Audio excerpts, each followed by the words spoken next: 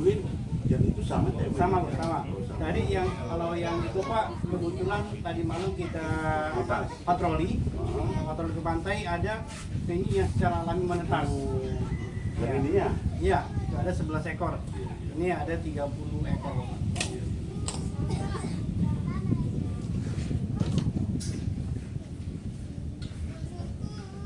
Jadi kalau makanannya sendiri, kalau masih kecil seperti ini, daging ikan segar ataupun udang baring atau udang yang kecil-kecil ya. Khususnya penyu dapat lebih berkembang untuk ke depan. Jadi Pak Erwin, di samping mungkin kegiatan yang akan kita lakukan di daerah Muaroku ini, itu terang aja, memang ini sama-sama kampung kita, tapi memang kan ada yang menduduki wilayah orang aslinya.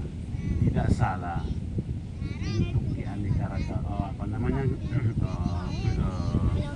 kearifan lokalnya juga menjadi perhatian buat kita, karena kita hidup di tengah-tengah istilahnya bermasyarakat. Misalnya kita memberikan sosialisasi terkait masalah usul pelestarian keanekaragaman hayati, karena saya dapat info tadi, karena orang Opata tidak selamanya mendapatkan istilahnya telur penyu itu. Ada sebagian yang ditemukan oleh masyarakat. Bagaimana kita istilahnya untuk meminta itu untuk kita kembangkan dan tetaskan, kan? Ini juga kan perlu istilahnya komunikasi dua arah yang bagus dengan masyarakat. Sebagian juga nanti masyarakat tidak kasih, bagaimana istilahnya kita memberikan sosialisasi agar masyarakat juga bisa memberikan istilahnya telur-telurnya kepada kita untuk kita tetaskan biar lebih istilahnya berkembang daripada penyu. Tapi ini predator itu gimana? Pelepasannya harus pagi entah malam. Oh gitu. Iya. Kalau sekecil ini, bangunan ini untuk apa? penangkaran ya bang. Oh, penangkaran. Iya. Itu kan tempat bertelurnya bang. Baru ketika udah menetas Iya. oh sebelum dilepas lagi. Itu tanggal 30 baru menetas loh.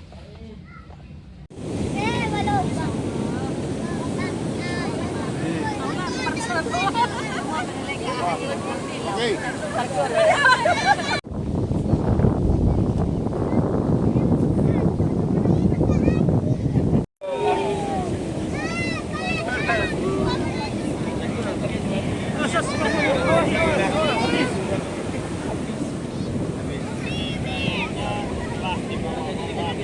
Itu sebagai salah satu indikator pelestarian di lautan, itu kata kuncinya.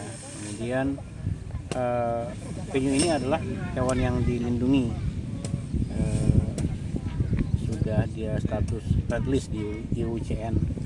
Jadi semua jenis penyu yang ada di dunia ini itu semua statusnya dilindungi.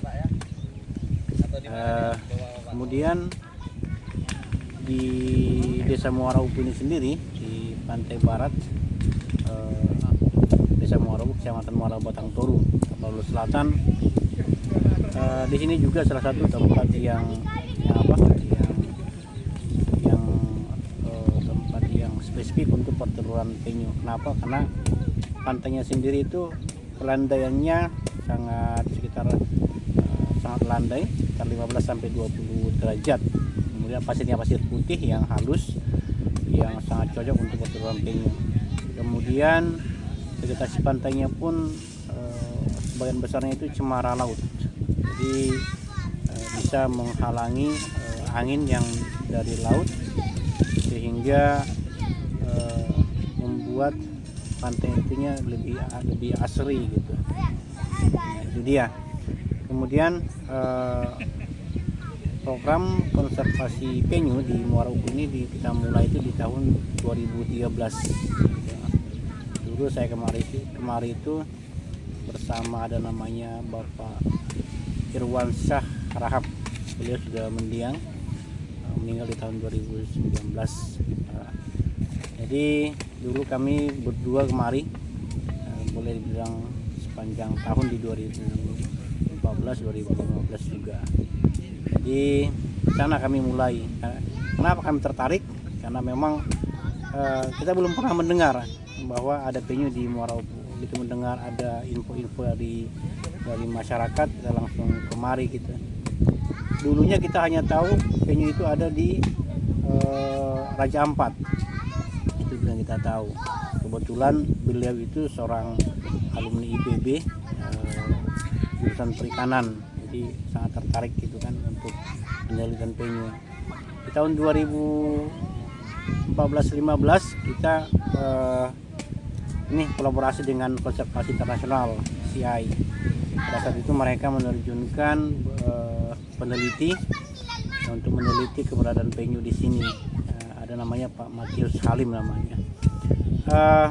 Saat itu kita menemukan penyu belimbing di sini, penyu belimbing.